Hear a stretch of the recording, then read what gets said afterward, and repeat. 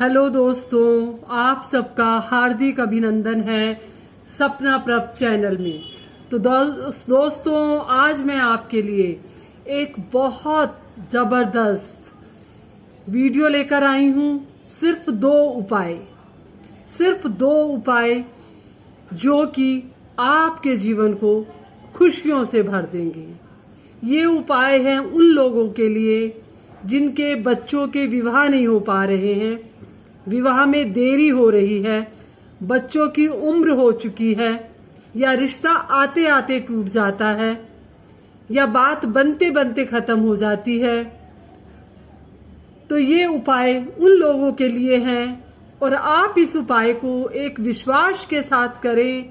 आप एक ही दिन में फर्क देखेंगे इस उपाय का। जैसा कि आप सब जानते हैं, 14 अक्टूबर शनिवार को शनिश्चरी अमावस्या है। पितृपक्ष चल रहे हैं। पितृपक्ष में इस अमावस्या का बहुत महत्व है।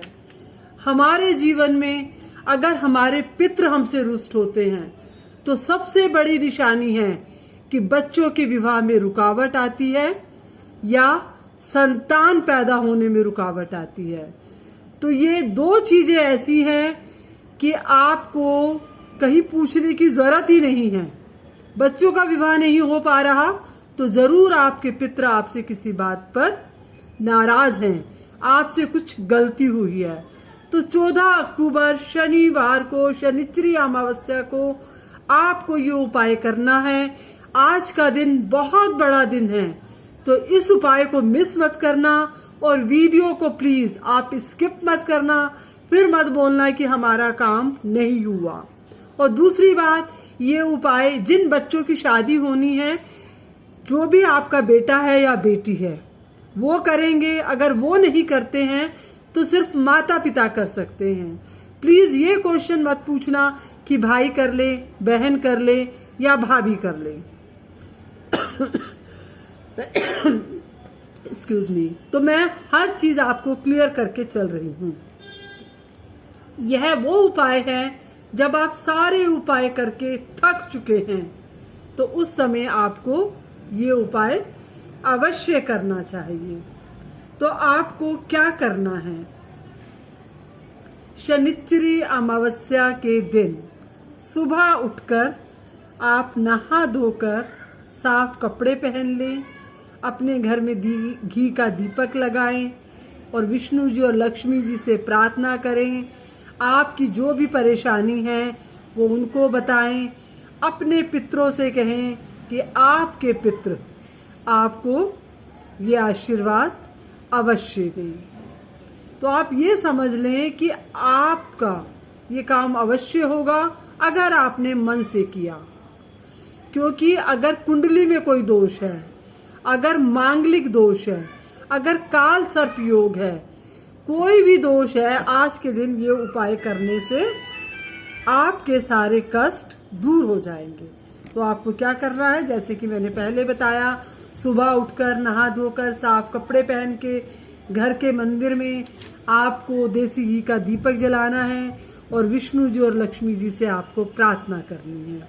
और ये उपाय जो मैं आपको बता रही हूँ, इसे आपने पूरे विश्वास के साथ करना है। एक स्टील का लोटा लेंगे, उसमें साफ जल भरेंगे, थोड़ा सा गंगा जल डालेंगे, 2-3 चम्मच गाय का दूध डालेंगे। गाय का दूध ना मिले तो भैंस का दूध या थैली वाला दूध, पैकेट वाला दूध जो आपके यहाँ मिलता है, आप वो डाल दें।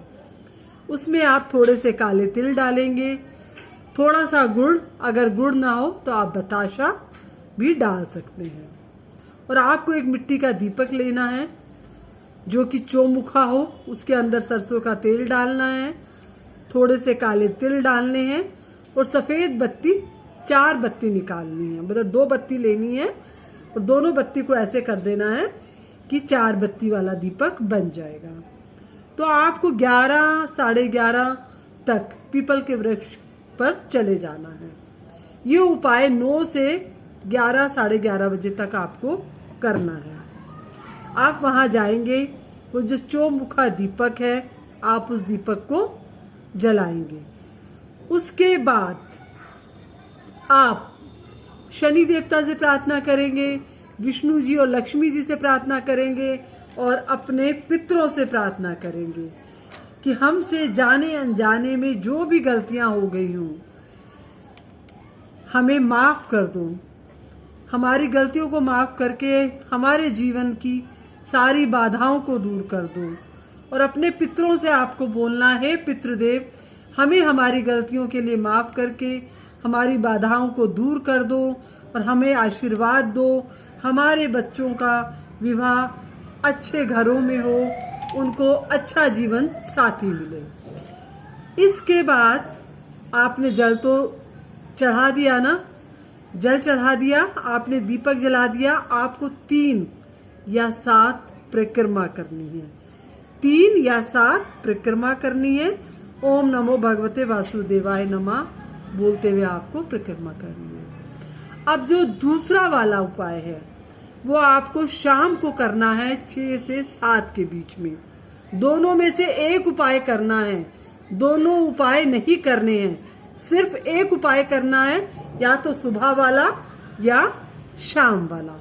आपको एक काला कपड़ा, सूती कपड़ा जो बिल्कुल नया हो, कोरा हो, किसी भी साइज का हो, छोटा रुमाल हो, बड़ा रुमाल हो, लेकिन इतना हो कि जो सामग्री मैं बता रही हूँ वो उस कपड़े के अंदर आ जाए।